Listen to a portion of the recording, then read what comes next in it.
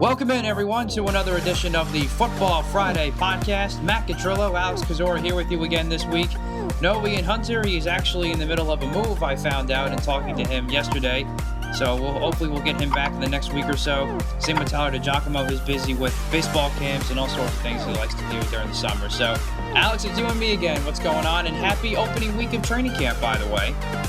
I am good. Yeah, your Eagles have already shown up, and Pittsburgh will be there by the time people are listening to this. So exciting time of the year. Yes, the Eagles have rookies and selected vets for the Eagles reported on Monday. They've been through a couple days of practice already. The veterans are reporting. We're recording this on a Wednesday, so they're about to report today. And then tomorrow, Thursday, is when the first practice session gets underway for the Eagles with everybody there. So exciting time of year to see the guys back on the football field, and we'll be talking about that throughout the course of the show. And we're going to start with the Eagles and Steelers first. We'll start with the Steelers first, Alex, as we get not so good news again. You know, we've been talking about the contract situations with Le'Veon Bell and Alejandro Villanueva. We'll continue to monitor that as the guys begin to report to Latrobe later this week. And, of course, Alex, you'll be there with reports through SteelersDepot.com starting Friday. So let's go to Sammy Coates now, Alex says. This is a guy that's been kind of struggling here and there. It seems like he's had that talent, just had a lot of issues catching the football. He's had injury issues, and now he's got more injury issues to deal with as he is going to start the miss of training camp after undergoing a knee scope last week. This is according to ESPN's Jeremy Fowler. He reports Coates suffered the knee injury while training in the offseason, and he's now a candidate to be placed on the PUP list. So he could be back around mid-August, depending on how the knee feels. We'll see. Of course, there's been still some talks because of the way things have gone for Coates, how sour they've gone, and that he could be on the bubble this season as far as a roster spot is even concerned. So it's been a really disappointing situation for him and for the Steelers, expecting him maybe to step up as that number 2 guy behind Antonio Brown. So obviously more bad news here for Pittsburgh, Alex. Yeah, not good news for Sammy Coates. I don't think he was going to be the number 2 guy behind Martavis Bryant. You know, Bryant's going to be the Z receiver, assuming he gets fully instated. But, right, you know, Coates could have been used in 4 receiver packages. And, you know, it's wide receivers the deepest position in Pittsburgh right now. You have legitimately 9 to 10 receivers you can make a case to make this roster impact this team. So anytime that you miss time and allow those other guys to soak up reps, it obviously hurts you. And Coates, you know, I've been high on Coates. I've been confident in his ability. I think he's a talented receiver, but we're drifting into, and I tweeted this out the other day, Matt, we're drifting into Marcus Wheaton territory of a guy that has the talent but can't stay healthy on the field. It's just these little things that add up over time. That was kind of Wheaton's big problem. And that's what we're seeing with Coates right now. You know, last year he obviously had the broken hand. He had a groin injury. He had surgery on the groin. Now he's got surgery on the knee right before camp opens up, which is never good for a speedster like him. So it's not the end of the world. I mean, he's expected to be back mid-August, so he'll have time to get reps. But, you know, he's battling with a guy like Justin Hunter, and obviously Hunter's going to have a chance to shine before Coates even gets on the field. Yeah, that is huge for him, who the Steelers brought in during free agency to see what he can do. And, again, because of the timing, Alex, you definitely have it right there that it's not a big deal as far as him not getting any reps, because mid-August he's going to, if anything at worst, he would miss 1 preseason game. And then so we still have 3 more to show what he can do. But when you get mentioned in Marcus Wheaton territory, that's something that you don't want to be mentioning, because we all saw how quickly that faltered. Again, you mentioned the speed and the athleticism that he brought, that second nice deep threat that Pittsburgh had with him, along with Bryant and Antonio Brown. And that obviously didn't come to fruition for Pittsburgh. But it's just unfortunate for the Steelers. You know, you mentioned with Martavis Bryant coming back, but even in his situation, Alex, there's still some uncertainties with him too. And then we saw what happened post that. You know, you saw maybe a guy like a Kobe Hamilton kind of showed some flashes here and there, but really was kind of inconsistent. You mentioned Justin Hunter. We'll have to see what he brings to camp. So this is going to be very interesting when you're looking at receiver past Antonio Brown. So as the Steelers begin training camp in Latrobe on Friday, besides monitoring Marcus Wheaton, Martavis Bryant and Sammy Coates, of the receivers past that on the roster, who else do you have on your radar and who might make some noise early? I I think it's the best group, the most competitive group, and I think the receiver, cornerback one-on-ones are going to be a lot of fun to watch. There's going to be a lot of jawing back and forth, so it's super exciting. And to go back to Coates real quick, I mean, obviously the position is so deep. Losing a guy like Coates, even if he doesn't make the team or goes on IR, the thing that he doesn't perk up, whatever, it's not going to hurt the team in the grand scheme of things, tremendously. But the one starting position battle in this entire Steelers team map is the starting slot receiver spot. And there's two candidates to watch: Eli Rogers, who's the incumbent, and Juju Smith-Schuster, the team's second-round pick. And it's interesting because they have two differing skill sets. It's not one small, shifty slot guy versus another small, shifty slot guy. You have Rogers, who fits that mold to a T, compared to Juju Smith-Schuster, who is a Bolden, Cauchery, Hines Wardish kind of type of guy, where he's bigger, he's physical, he's tougher, but he's not as twitchy and might not separate the top of his route like Rogers does. So you have an interesting disparity between the two, and what traits do you want as your slot receiver? The Steelers really get to choose the type of receiver that they want. That's going to be a really fun battle to watch. I think Smith-Schuster's going to get on the field at some point pretty quickly. The second-round picks just don't sit in the NFL. It's not 10 years ago where you can buy these guys out for the season and redshirt them. Not the case today. But the whole receiver group's interesting. The last thing I'll give you, Matt, to wrap up my spiel, is DeMarcus Ayers, who got some playing time late last year when injury struck. He's a hard worker. He's versatile and play inside and out. And the Steelers have been gunning to get AB off punt returns for 2-3 years now, and they haven't done it. But DeMarcus Ayers is the one guy on this roster who's going to get the chance to do so now that he's in his second year. I think has more trust and confidence from Cannon Smith and Mike Tomlin. He could do that. So if Ayers is able to unseat AB, there's a spot on the roster for DeMarcus Ayers. That means somebody else might lose out. Right, and you bring in that special teams value. It's so key for anyone trying to make a roster, and if he's able to do that, to be able to take a valuable piece like Antonio Brown off the field, I think that obviously is going to be in his best interest to try and come through there. That's going to be very interesting. And when you talk about Eli Rogers and Juju Smith-Schuster, I think that's what made that pick of him in the second round really curious, because of what Eli Rogers did in his first year. Granted, he had a tad bit of a slow start, but then he really started coming on strong as the season went along. So I think that's going to be really key. But as you mentioned, Alex, from top to bottom, what really makes this Steelers wide receiving core both dangerous and interesting to watch this camp is the amount of speed that's there, both inside and out. I mean, you really just don't see it that often anymore. Yeah, it might be the deepest receiver group, top to bottom, in the NFL. I don't know every other roster so intimately to maybe say that with complete confidence, but I mean, it's really strong. We haven't even mentioned a guy like Darius Hayward-Bay, who's the workhorse, the leader, the mentor in that. And another group. special teams guy too. Valuable. Yeah, an excellent one in terms of the team's unit. Ayers is a return guy. Hayward-Bay, the coverage, multifaceted guy there. He could even get cut. Some people think that he will. I hope he doesn't, though, for I think the leadership he brings, the special teams value that he brings, and still, straight line speed and a block. But it's a really good group. Coates will get back in there at some point, hopefully at full strength. A lot of guys with a lot of jobs on the line. That creates competition, creating rises to the top. And one more note I'll add to the Sammy Coates situation. If this were not to work out, hopefully it will for the Steelers' sake, but if it were not to work out, this doesn't really hurt the Steelers from a financial standpoint either. He's currently in the third year of a 4-year, $3 million deal, and he stands to make base salaries of $615K and $705K over the remainder of the contract. So that certainly helps the Steelers out there financially if unfortunately that weren't to happen for Sammy Coates with the injury issues. But it's going to be an interesting start to camp when you look at the receivers, that's for sure, and there's plenty of it going on in Latrobe this week. So we're going to move on now to the Eagles. Some couple training camp notes here. A couple things to note from the first day when Doug Peterson met the media is he mentioned that the team is now in a market for a veteran cornerback, which is interesting and really not surprising considering how thin the Eagles are right now. I mean, you have pretty much a guy in Patrick Robinson who you brought in from the Colts who's been injury-riddled and really hasn't proven a whole lot. Obviously, you're really young with Jalen Mills in there, plus you have third-round pick Rasul Douglas that if you're the Eagles, you hope will step up and be your guys this year and you deal with those growing pains instead of bringing in some of these veterans like a Patrick Robinson.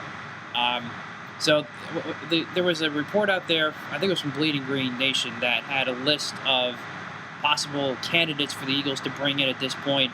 And the number one guy that they had on their list, and I would agree with, Alex, I want to get your take, is Kyle Fuller from the Bears. Now, of course, he's had his own set of injury issues as well, but he's a guy that's still relatively young, still has a lot to prove. And if the rest of the guys that are out there, most notably is Darrelle Revis, I wouldn't want to go after a guy like him because he's washed up at this point of his career. So I think Kyle Fuller would make the best sense, but let me hear your take on maybe some veteran quarterbacks out there that you think might be a good fit with the Eagles. But like I said, this is not the route the Eagles want to go, and you still want to lean on the young guys. But what say you on this? Yeah, I haven't looked at a cornerback list really, so I couldn't give you too many names. I know Fuller's got talent, but like you mentioned, he's had the injury problems, and there's a reason why Chicago is probably looking to dump him at this point. So I don't know. He could be an option. I haven't looked at a list too much. I'd have to pull something up. I know Dwayne Gratz got released the other day, and that's never a good sign to get released before camp, but he's got some NFL experience, I think, out in Jacksonville. I don't know, what Peterson might think of him when he came out of UConn. So it's obviously a bad situation when you're looking for help, before camp. You're not happy with this group before you even, or you've only gotten into practice or two. Your best bet might be either a trade, some sort of minor trade, or waiting until cut downs whenever you have 500 players get released all at once and see if you can find someone then. But yeah, bad spot to be in. Yeah, and we knew right from the get-go this was going to be the weakest spot of the team, and that's why I think when you look at the Eagles as a whole and where they can go this year, this is going to hold them back, I think, and I think probably going to cost them some games this year when you look at some of the offenses that they're going to face in that brutal schedule that they have. So we'll definitely keep an eye on that one. And the other notable point that came out today from camp is Isaac Seumalo has been listed, according to offensive coordinator Frank Reich, as the number 1 left guard, but of course there's still going to be competition with Allen Barbery.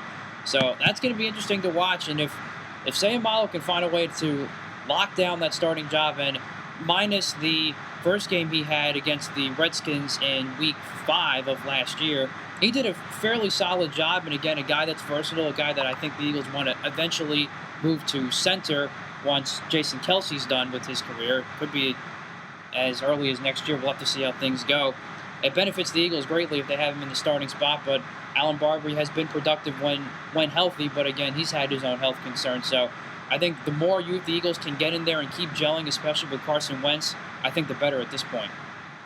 Yeah, I think the offensive line, though, is in a much better place than it was 2 years ago. You're immediately agreeing. Can you expand on that, Matt? Well, I mean, just because I think the Eagles, number one, have done a better job handling Jason Peters' workload and keeping him fresh and healthy, so I think you have that there. Lane Johnson's back, and as long as he keeps himself clean, then he's such a great anchor on the right side. Plus, you have Brandon Brooks next to him, too. You brought in last year or 2 years ago from the Texans. So you have them in the mix, and then you just see what happens with Kelce. Kelce has been productive in the past, but last year kind of taken a step backwards, and he had a couple of really head-scratching plays at times last year.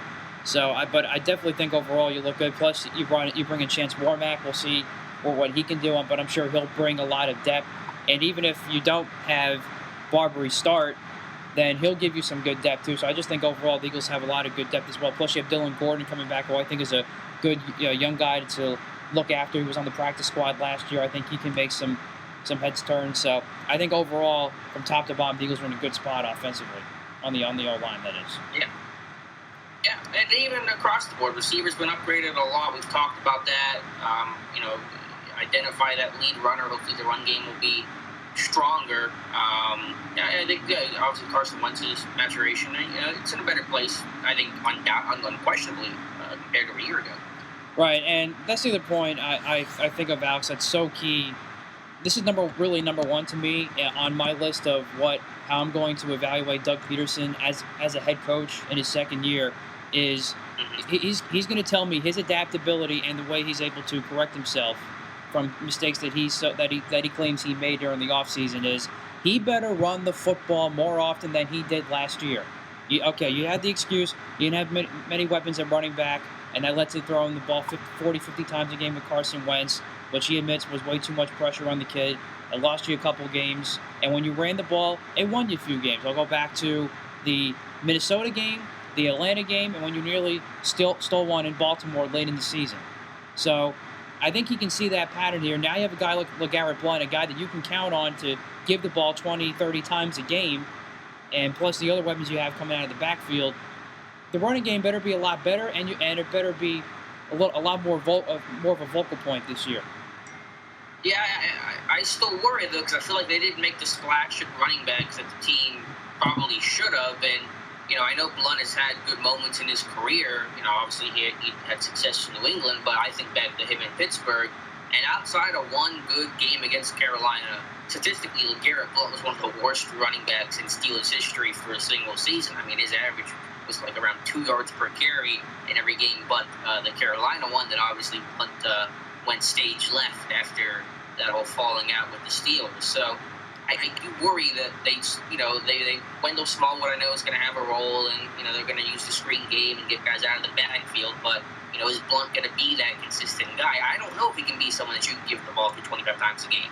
I think he might be a good situational guy, and he'll have his good games, but is he going to be consistent enough?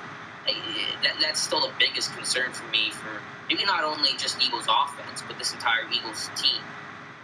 Right, because of the headaches that he can bring in, and that's a fair point. It's not even just the headaches; it's just production. I mean, again, in Pittsburgh, statistically, he was awful, just horrendous. Right, because then if you're the Eagles, you would be back to square one because, let's face it, Ryan Matthews is probably not going to be a member of this team fairly soon. And I'm a little bit curious as to why he's still on the roster at this point. I'm not sure if there's any contract language that is preventing that, but it's I think maybe some time in New England may have changed him, and I think he could be more productive. But I guess I wouldn't totally rule any of that out either.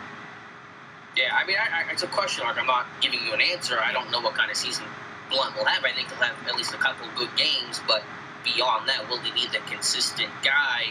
I think that's very much up for debate. But while he's in there, though, and I think if you're Doug Peterson, you have to show that more commitment to the run, regardless of what happens this year. Just because you saw what happened in the production from last year, and you claim that you corrected some things and you learned some things, that to me is the number one thing that how I'm going to determine how good a coach Doug Peterson can be.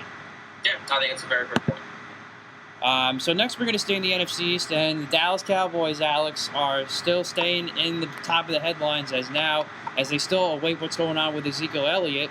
Now they deal with Lucky Whitehead, who was mistakenly misidentified in a robbery case. He was apparently accused of shoplifting at a Wawa in Virginia, but then police came out and said yesterday on Tuesday that he was misidentified by the victim. So as soon as the Cowboys heard this, I think it was reported at 12:45. Then like an hour and a half later, he gets a call from the Cowboys saying he's been cut. And then of course it comes out later yesterday that he was misidentified in the case. He's not being charged, etc., etc. And now the Cowboys have more backlash. Jerry Jones talks to the media today, and he lashes out at them for the way they've been reporting it, which I think to me is totally bogus. And he's just trying to protect his team. And I just love how all of a sudden Jerry Jones and the Cowboys are like, rah, we're going to be these disciplinarians now, when you've basically been a total disaster in that regard. That's just my take from it. Well, it's the harsh truth of the NFL, and the NFL are hypocrites. Like really any sort of business where you have the high-valued assets like Zeke Elliott, we're going to protect you, we're going to defend you. Jerry Jones, I think even before the Whitehead story came out and said, I haven't seen any evidence of wrongdoing, basically going to bat for Zeke Elliott. Well, then you have an expendable guy like Lucky Whitehead, who was not even guaranteed a 53-man roster spot, had problems last year. And to be clear, Whitehead has had incidents before on off right, the field. I think it is clear to point that out, too. And one of them including telling the Cowboys that he was not involved in an accident. So it's not entirely surprising that they didn't believe him about this allegedly. You're right. So there's been some, problems in the past, but when you're an expendable guy and you're not worth the headache, you get cut. And I'm not saying that's fair. I'm not saying that's right. I'm just saying that's the harsh reality, and people get surprised by it. People are like, wow, I can't believe they cut him. I can. You're going to be worth that headache and perceived headache, and if you're expendable and you get, the margin of error when you're a bottom of the roster guy is much different than if you're at the top. And Pittsburgh is no saint in that either. You look at Ben Roethlisberger, you look at James Harrison. No question.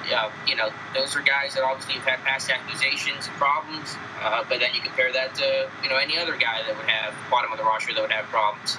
it can get you, cut. So every team has a double standard. Again, not saying it's right, not saying it's fair. It's just the reality that I'm surprised people still don't recognize and talk about.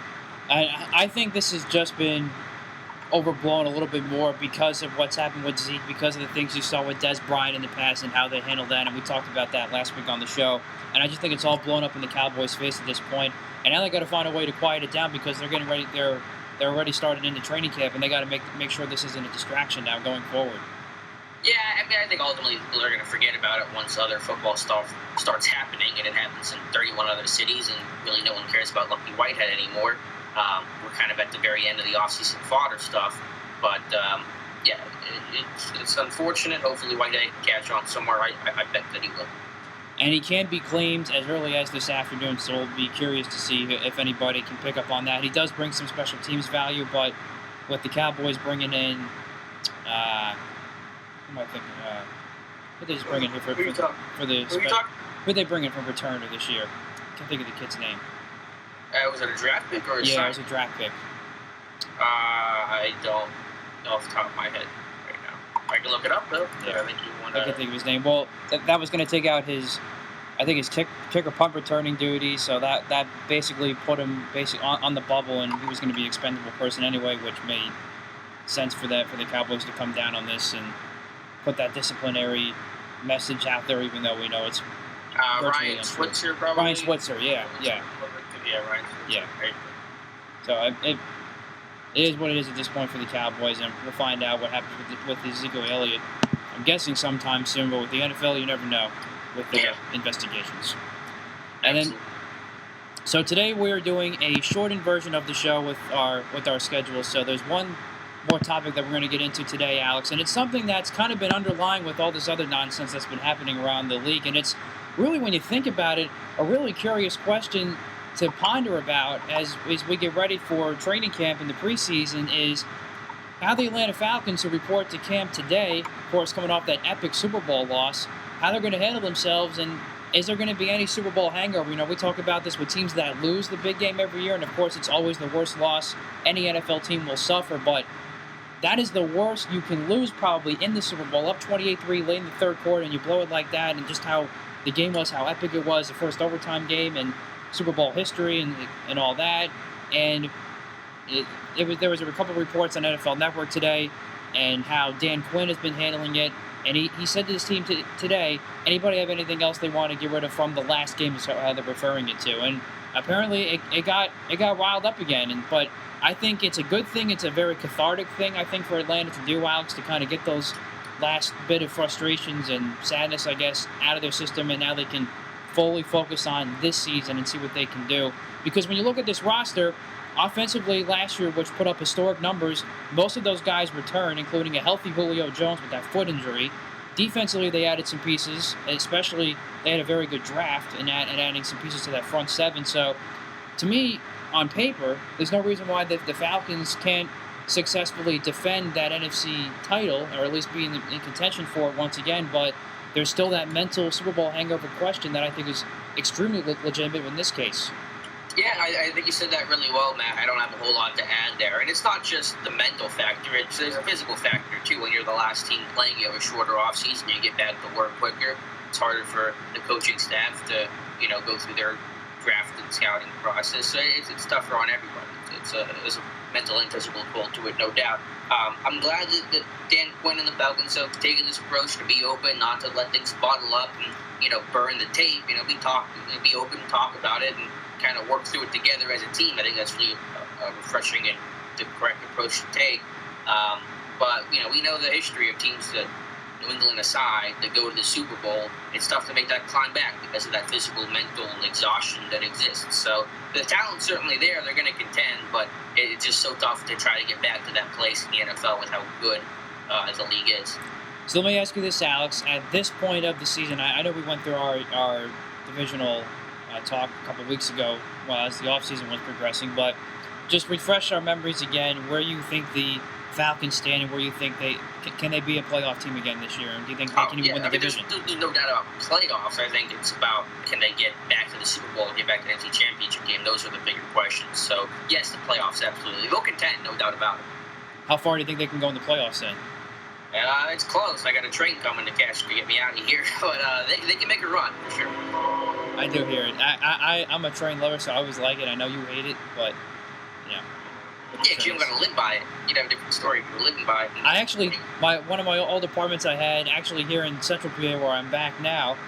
I had I lived next to a train station, so I heard them a couple times a day, and I liked it. But again, I was How close were you though? What's living next to it? Right next to it? yeah, like literally right next to it, like across the street. Okay. Yeah, and like I was like in that parking lot. But then again, I like trains, so yeah. like I wanted my first job. I wanted to be a train engineer. All right. Well, thank God that didn't happen. Anyway, getting back to on topic here with the Falcons. I think I think there's no reason why they can't be the number one seed in the NFC again this year. I think because when you've seen teams that lose the Super Bowl, there sometimes has been patterns of some off the field drama that carries through the offseason, doesn't really get addressed or not addressed well. It carries into the next season, and that team doesn't have as good a season as maybe they think they can, and sometimes don't even make the playoffs. So, but I think the way, just because of how bad this loss was, it is easy to think, oh man, they can't recover from that. But Dan Quinn, to me, is as good a leader as you'll see in this league. I think you saw when he was a defensive coordinator with the Seahawks, and I think you're seeing it now as a coach with the Atlanta Falcons. I mean, you just think of everything that he's done in his first couple of years here. And so I think he could not have handled the situation any better, this whole offseason any better. And I think the way he dealt with his team in his first day today, I think is the best approach to do so, and letting everybody get all that out before you move on to this season. And we talked about all the talent that's coming back, but I think leadership is most important than talent for the Falcons' keys to success this year, just because of how bad that loss was in the Super Bowl. And I think they had the leadership to do it, so I think there's no reason why they can't be the number one seed again next year. No, I hear you, Matt. I think that's a well-reasoned argument, well said. I couldn't add anything else to it. All right, so that is going to, have to wrap it up, unfortunately, for this portion of the show for this week. Alex and I got to run, unfortunately, but hopefully we'll be back with a full episode again next week. And be sure, as we've been starting to put out through the last couple of shows, if you have any questions for us, anything Steelers, Eagles, NFL related, be sure to send them our way, either at the podcast Twitter at FFPodcast1, at my Twitter at MControllo, or at Alex's Twitter at Alex_Kazora, Ian's at B104_Hunter, and Tyler DeGiacomo's at Tyler_DeGiacomo. Hit us up with any NFL questions you have, and we'll be sure to get to as many, or hopefully all of them, right here on this show. We'll get them answered for you right then and there. So be sure to keep on the lookout for that. Be sure to check out our YouTube page at Football Friday. That's where you can find all of our latest show archives. And, of course, you can find the show archives on our personal Twitter pages and the Football Friday Twitter page as well. So, Alex, short time this week, but we got a lot of good stuff in. And enjoy your first couple of days in Latrobe. And I know we may not be talking to you a whole lot throughout this whole process, but hopefully we'll get you to call in at some point and get some live reports from Latrobe up close and personal. So enjoy. Thank you very much. I'll definitely try to talk to you guys, tell you what's going on the trip. Sounds good. So that's going to do it for this week's edition of the show. For Alex Kazora, I'm Matt Petrillo. Thanks so much for listening to this week's edition of the Football Friday Podcast.